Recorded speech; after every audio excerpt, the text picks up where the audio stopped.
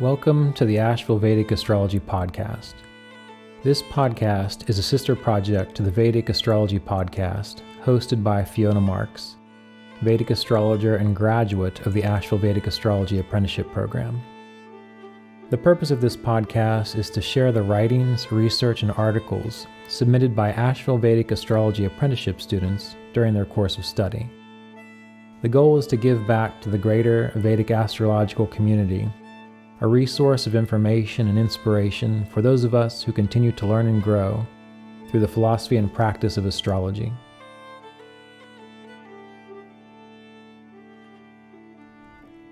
The following article was submitted by Bridget L for the Rashis and Signs portion of the Asheville Vedic Astrology Apprenticeship program. The title of this article is The Evolution of Signs 1 through 3, Aries, Taurus, and Gemini. The evolution of the signs 1 through 3, Aries, Taurus, and Gemini, are the beginning stages of life itself. This process is one that can be seen in humans, plants, and animals. The transformation from the beginning stages of birth, of realizing that you exist, starts with Aries, the first sign. Moving into Taurus, the second sign, one finds resources needed to sustain their life. The third sign, Gemini, is where one figures out what works, what doesn't work, and how to prepare for the next stage of life. This beginning stage is important because it creates a foundation for the further evolution of the life process. The numbers themselves are a key to the energy of the sign.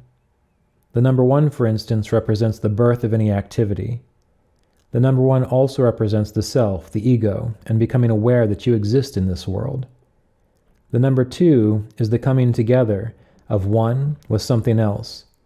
When you take the individual, 1, and add it to anything, it becomes 2. The number 2 is the evolution from the individual self into something more. It is the first step away from the self so that it can grow and evolve. The energies of signs 1, 2, and 3 are very important because they help to build a solid foundation for the continuation of the evolutionary process that the soul takes on its path through this lifetime.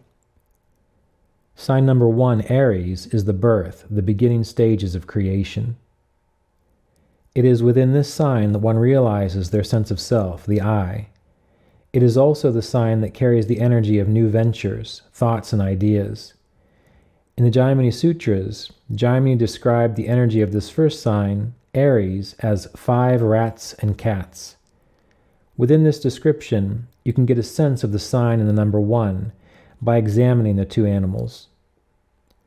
Rats are inventive and creative, important aspects for the energy of the number 1. Cats have a great capacity for self-awareness.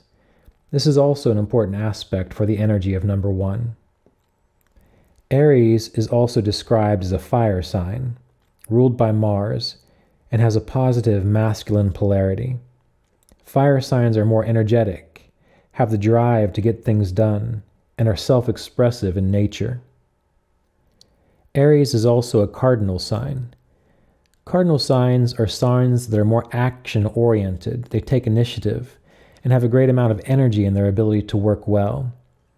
The masculine or positive characteristic of this sign helps it to be assertive, outgoing, and direct in their ability to accomplish their task.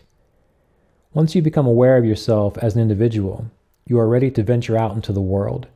You are ready to transcend that fiery and assertive energy into the action that brings forth the second sign, Taurus. According to Yavana Jataka, Aries is described like a ram. Aries is also said to represent paths of goats and sheep. The ram is sure-footed and strong. The paths of goats and sheep are places that one would try to avoid due to their difficult paths, but this is where Aries is comfortable. It describes Aries as the head of time, Kala. It is said to represent the forehead of man up to the occipital region, providing the head with protection and beauty. Yavana Jataka also states that Aries is the sign of metal, mines, and jewels. When Aries is positively aspected, it can show people that may have talents in areas related to metalwork, stonework, and jewelry making. A hideout for thieves is another description to Aries given by Yavana Jataka. When Aries is negatively aspected, it can show a person who may hide from people, the law, or in a worst-case situation, a person may be incarcerated.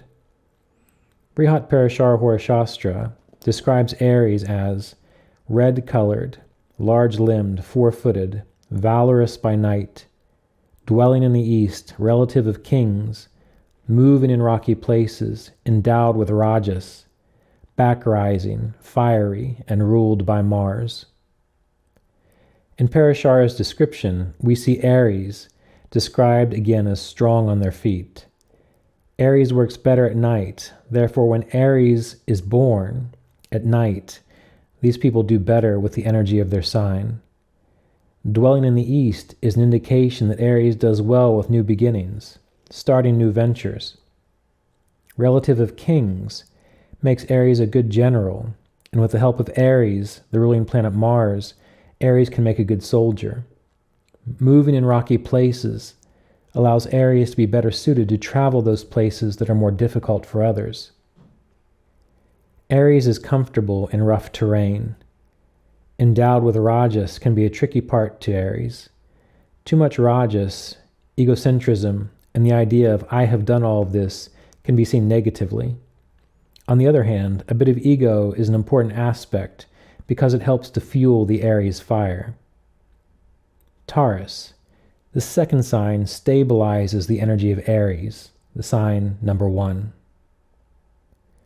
Taurus is a fixed earth sign ruled by Venus.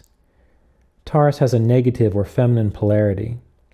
Taurus, being a fixed sign, will show its strength and stamina and its unwavering ability to change.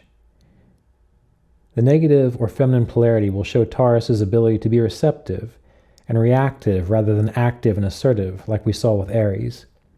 These are important characteristics for Taurus because with this sign, the energy is one of resources and fine-tuning the senses. Yavana Jataka states that Taurus is also considered the mouth and throat of the Creator. Taurus is the earth sign that determines what resources are needed to build a concrete existence. Taurus is also the sign of responsibility and ownership, how we handle those things we are responsible for. Taurus is also related to early childhood and what we learn during that time in our lives so that we can build upon it in the now.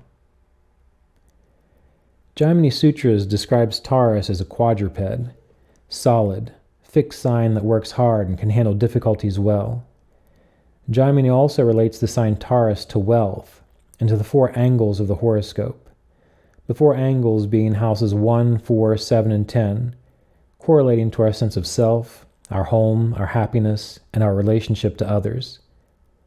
Brihat Parashara Hora Shastra describes Taurus as the bull, white in color, ruled by Venus. Parashara also states that Taurus is night-strong, earthy, rajas, rises in the south, representing villages and businessmen, Vaishya caste, back-rising, and has strong communal associations due to the ruling planet Venus. With the sure-footed, solid foundation and amassed resources for the direction or path one will take, the next sign, Gemini, will allow a person to go out and explore, finding what works and what doesn't work through trial and error, to continue successfully on their directed soul path. Gemini, the third sign, is a dual sign. The first 15 degrees of Gemini is fixed, and the second 15 degrees is active, giving the sign the ability to adapt and change to their environment in a go-with-the-flow type of manner.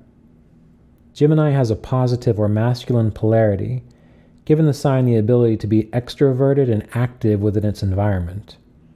Gemini is ruled by Mercury and is associated with the element of air, and therefore lends to a strong association with the mind, the ability to think things through, the need to become active and explore one's world.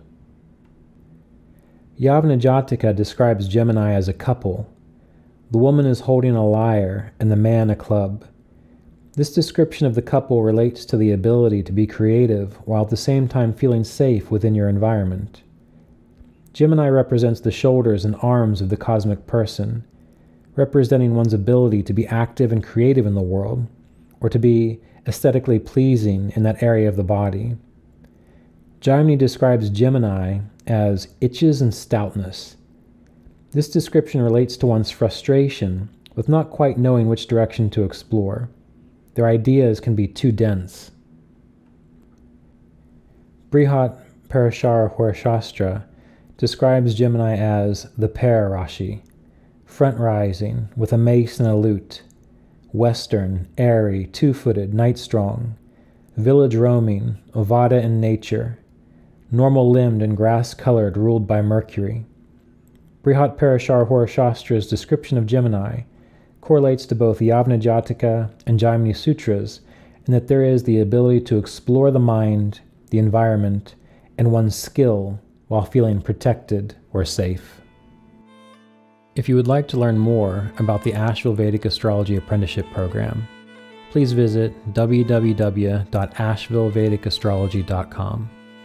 If you would like to take a deeper dive into the wealth of knowledge that is Vedic astrology, please visit www.thevedicastrologypodcast.com to listen to the Vedic Astrology Podcast hosted by Fiona Marks. This podcast is in service to KriyaYogaOnline.com, a Kriya Yoga meditation teaching ministry. If you've enjoyed this recording, please like, subscribe, and leave your thoughtful comments in the comment section below. Be well, and may your astrological study awaken your inner wisdom.